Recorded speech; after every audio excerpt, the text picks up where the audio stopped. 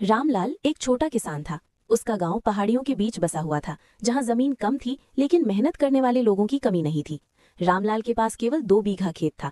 उसी से उसे अपने परिवार का पालन पोषण करना था। हर सुबह वो सूरज निकलने से पहले उठता, बैलों को लेकर खेतों की ओर चल पड़ता और मिट्टी से ऐसे बात करता जैसे वो उसकी अपनी संतान हो। एक साल बारिश समय पर नहीं हुई।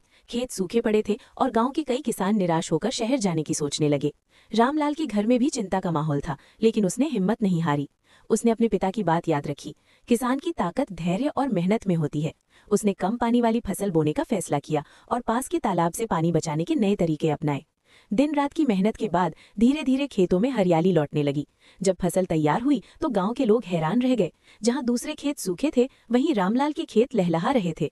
उसने अपनी फसल का कुछ हिस्सा जरूरतमंद किसानों में बांट दिया, ताकि वे भी अगली फसल के लिए उम्मीद न खोएं। उस साल रामलाल ने ज्यादा पैसा तो नहीं कमाया, लेकिन उसने सम्मान और विश्वास जरूर कमाया। गांव के लोग उसे अब केवल किसान नहीं बल्कि प्रेरणा मानने लगे।